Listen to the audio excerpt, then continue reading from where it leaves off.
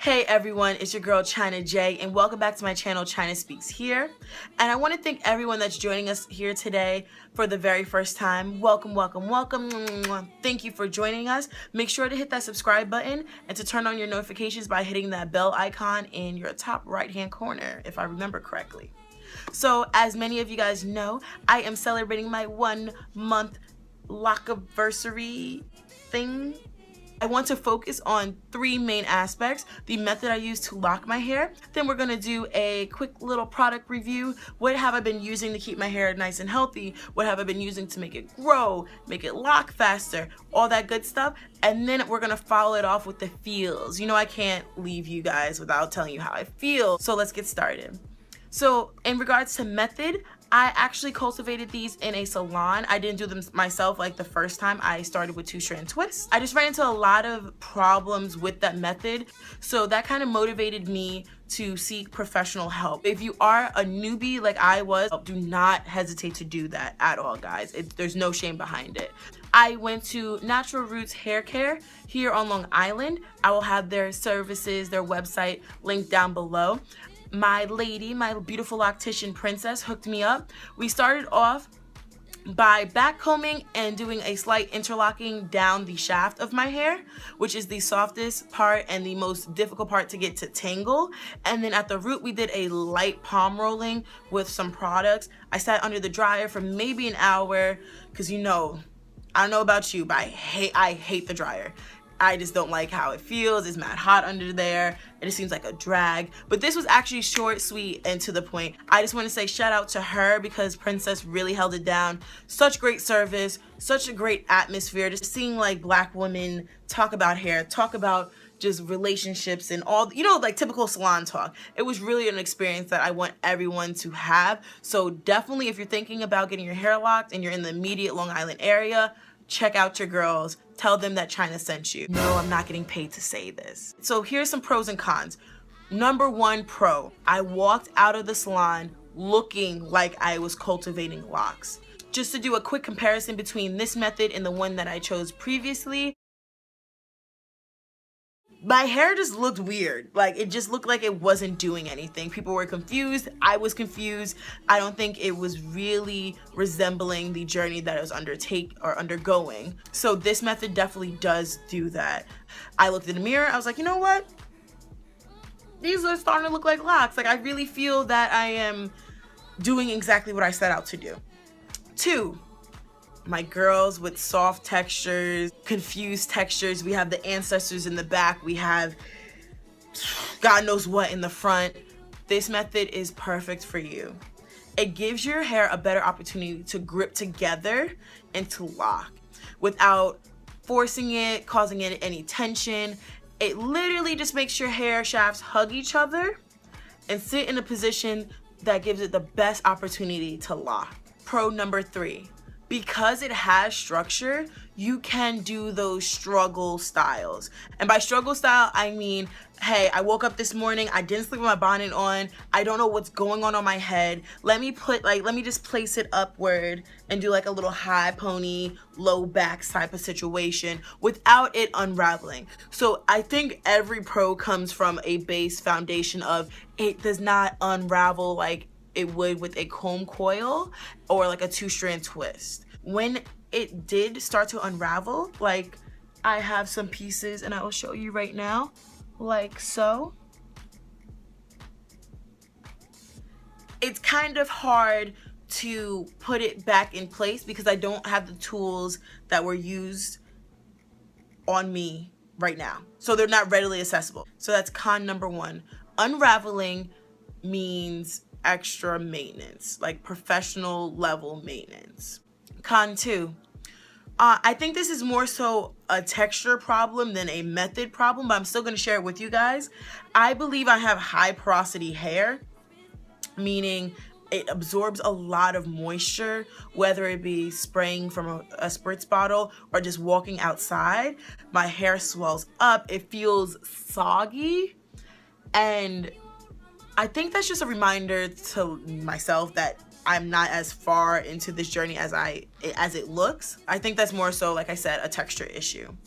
Con number 3, if you do not wrap your hair, which is kind of just like, once again, laziness on my part, I tend to have flattening, which kind of worries me because I don't want any flat locks. As of right now, yes, there are some that are flat in appearance, and I did have to redo the back one because it was flat and a little raggedy in the back. So I just went back and just twisted it on up so we didn't have any problems down the road. So now that we talked about all our pros and cons and pretty much established that this is a pretty dope method, let's move on to the products that I use to maintain my hair. So a main staple of my routine has been my spray bottle. In this water bottle, it's solely water and salt. So people have been asking me why I spray salt on my hair. I have done some research and it does suggest that it helps with the locking process. With water, your lock expand, and when it dries, it's going to contract. That's where you're going to get all your knotting. Salt, it accelerates that process a little more by dehydrating or drying out your hair. Obviously, we do not want dry hair, so we're gonna have to go in with different oils, which leads me to the essential oils that I use on my hair daily. Following my spritz of water and salt, that's when you bring in your essential oils. Excuse the bottles, I live this life, right? Like, if I'm using the products, they're gonna be a little messy on the outside. So we have our sweet almond oil. So sweet almond oil has really cool properties. It stimulates scalp health. So it decreases scalp inflammation. It removes dead skin cells off of your scalp so there is clean, rejuvenated area for your hair follicles to grow. And it also strengthens the actual hair follicle. So you will have a strong base for hair growth and a strong follicle for that hair to be supported. Then we have grapeseed oil. It just smells like just this beautiful grapes and just yumminess. So basically this is going to hold moisture in. It's going to promote a strong, healthy shaft of hair. And let's see what else. It also manages with shine and follicle support, just like the sweet almond oil.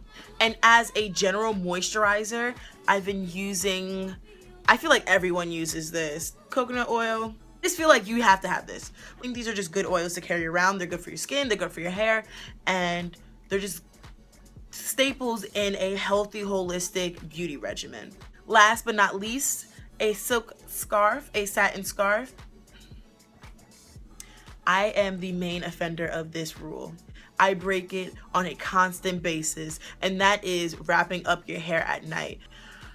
Ooh, not only do you not want to wake up looking like who done did it and why, you don't want to cause friction and drying out of your locks. So now that we summed up the pros and cons, and now we summed up our regimen, spiritually, emotionally, you know, I'm all about my feelings and journeying as a spirit and as a being and as a soul in a vessel. I will say this time around, my self-esteem has positively been impacted by this journey.